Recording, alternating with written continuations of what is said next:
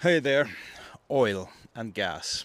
Right now, again, seems to be a big topic, and I want to share with you a few words how to make yourself less dependent on fossils, on gas, and make your life and oil, and make your life cheaper, more resilient, more independent, more healthy, more free.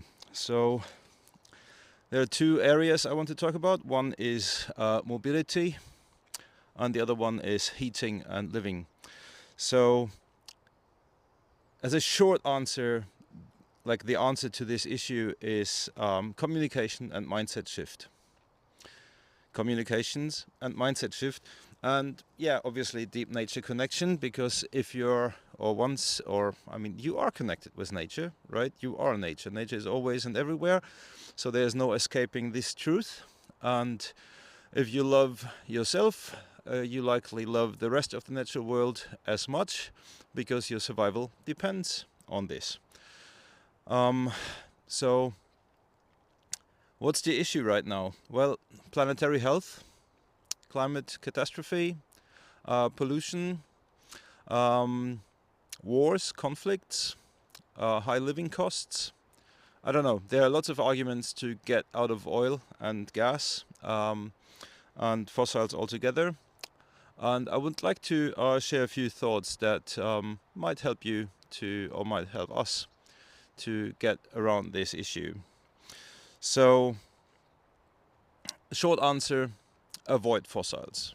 Right now I hear a lot like how to fuel cheaply, and I don't know, discussions on how do we solve these issues on making oil available and more cheaply.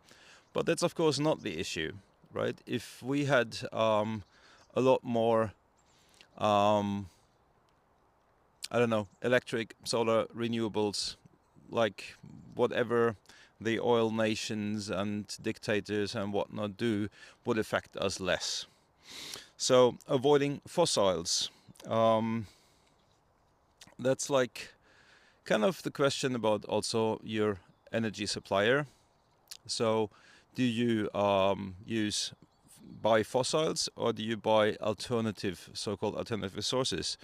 Of course, like electric cars, electric mobility is one angle, but that might not be so affordable, even though one can convert existing fossil cars into electric use. But altogether, like when it comes to your mobility, avoid having to use heavy vehicles, right? So plan your journeys. Think ahead. When will you need a car? Will you really need a car? Um, and when you plan and you know, okay, on this day I will need a car, communicate, share the available capacities in your car so that more people sit in the same car. Car sharing, ride sharing, hitchhiking, all these kind of easy solutions, like just communication based, they can already make a huge difference. Obviously, bicycle plus likely bicycle trailer. I hear people saying now it's so expensive, I'm using the bike a lot more. Well, if you would use the bike a lot more, you wouldn't need to fuel in the first place, right? You wouldn't have this issue. I got rid of my car like, I don't know, 7 years ago, 6 years ago, something like this. And to me, that felt a bit like a giant leap. As a wilderness guy living in Finland with vast distances, I had the feeling that I really relied on the car. And I realized some of my dependencies of the car, they came because I had a car. So I had a car, I made choices that, like, for example, okay, I can have a canoe, I can have a rowing boat, I can pull a trailer. And then I had a rowing boat and a trailer, and I realized, okay, now I need the car because I have a rowing boat and a trailer. Same with many kind of jobs. If you accept jobs or hobbies that are further away because you have a car, then suddenly you have a need for a car because of your hobbies or your friendships or whatever that requires a car, or your work. So, like, doing this leap and say, okay, just get rid of the car and see how it goes. It will teach itself how it goes, because it does go, it works. Public transport, hitchhiking, I already named it. Next thing is your driving style, right? Keep the speeds low. Yeah, The miles per minute, they are not changing that much when you're going with a higher speed anyway. So those matter when you go low speeds, then you do more miles or kilometers per minute. But once you have certain speeds, that amount is not growing so much anymore. So if you go 80 or 120, the difference in your arrival time isn't that big. So go 80, go 100 instead of 180 or whatever, like depending where you're driving. Driving style also, avoid stopping. Cars need a lot of energy to accelerate. So if you always drive in a way that you're looking well ahead, you can avoid having to stop. So just keep rolling. Yeah, not speeding up to a red traffic light. Keep rolling. Try to never stop, especially in city traffic. And really, you can do a lot with a bicycle, and bicycle will give you so much freedom. You can easily maintain it. It's much cheaper. You will get more free time because you have to work less for money. And of course you have like health benefits and nature connection. Once again, you are outdoors, right? So huge benefits there. Electric public transport already named, so that's about mobility. Quite a bit that we can do there. Also, there might be these alternative fuels that you can use in your car, ethanol or like some biofuels. But again, avoid using.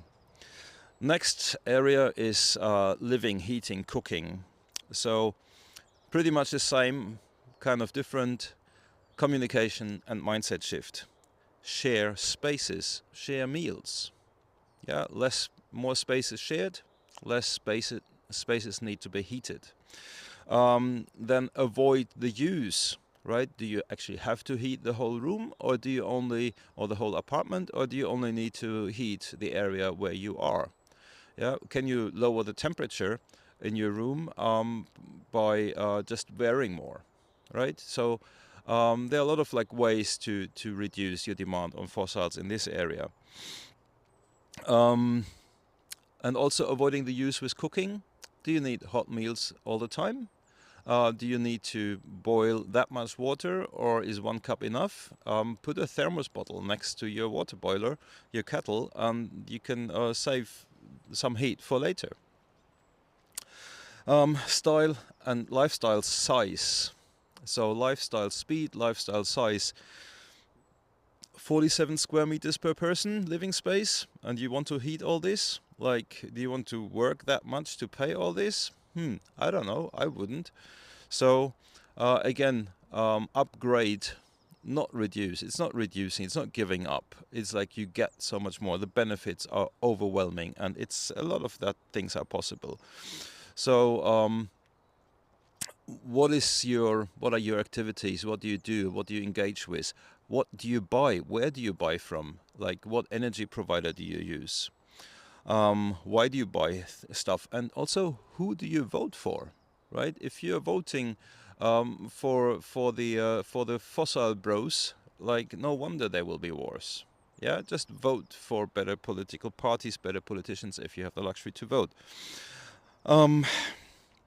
Your energy supplier, do they use renewables? Easy to do. Change your energy supplier. When you go to a restaurant, not only ask for vegan meals, because they are much better in so many ways for planetary health, but also like maybe ask, where's your energy coming from, dear restaurant owner? So there are like a lot of little things one can do to reduce your dependency, your need, our demand as a collective community on fossils. And of course, putting pressure to politicians, putting pressure to companies might help a lot. At the same time, putting pressure is often inconvenient for those to who those pressures are applied. So just go ahead, just do things. Don't wait for legislation to change. Be bold, do great steps. And your life will become cheaper, more resilient, independent, more healthy, and more connected. And that's the last note. Deep nature connection. Be more outside than indoors. You don't need to heat outside, right? So just dress like it. Be more outside than indoors. And with that comes deep nature connection. You understand, you feel climate catastrophe, you feel biodiversity loss, you feel pollution. So, and then it becomes your thing. You don't need just the numbers for it to understand this. Okay, that was pretty much it. I hope you got something out of this video, and if so, please let me know what else you might want to get. That's it. Have a good one. Bye bye.